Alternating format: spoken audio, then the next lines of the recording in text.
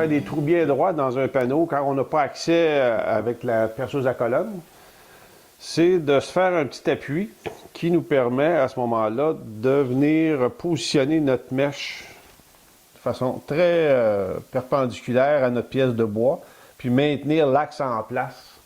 Lorsqu'on est seul, c'est pas toujours facile. Puis à deux, c'est sûr qu'une personne peut surveiller un axe, l'autre personne peut surveiller l'autre axe.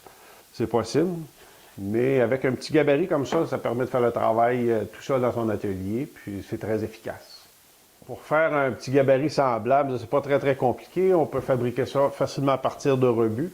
Fait que moi, je garde tous mes petites retailles là, de merisier russe pour effectivement faire à l'occasion des petits gabarits ou des petites choses.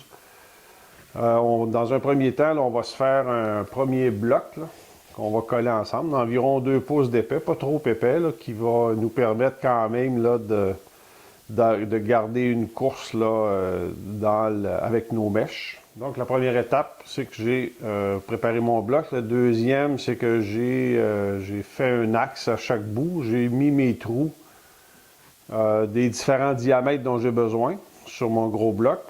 Sur le gros bloc, je vais mettre les plus gros diamètres.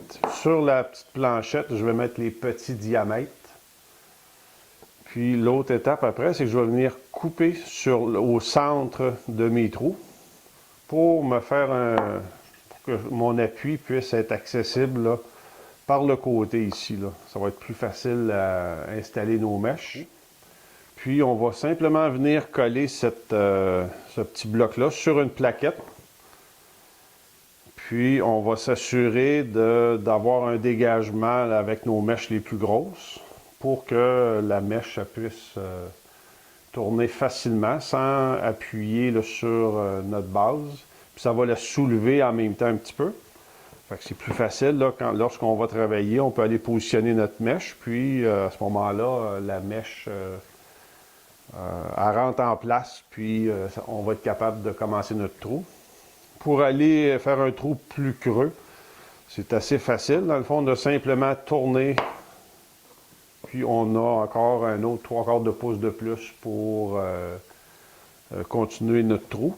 Puis pour les petits trous ici, moi je coupe pas le bout, je le laisse en place. Puis on a simplement à venir coller ce bout-là ici au bout de notre petite planchette. Puis à ce moment-là, le petit trou ici, il va être assez facile à voir là, la position par en bas ici. Là. Fait que, on va être capable de le positionner assez facilement à l'endroit où est-ce qu'on va faire le trou. Puis l'alignement ici là, va être très ferme. Puis on va être capable de faire un petit trou très droit. Là. Donc, c'est un petit gabarit très simple à faire, puis qui peut nous rendre d'excellents services. Fait que, amusez-vous bien.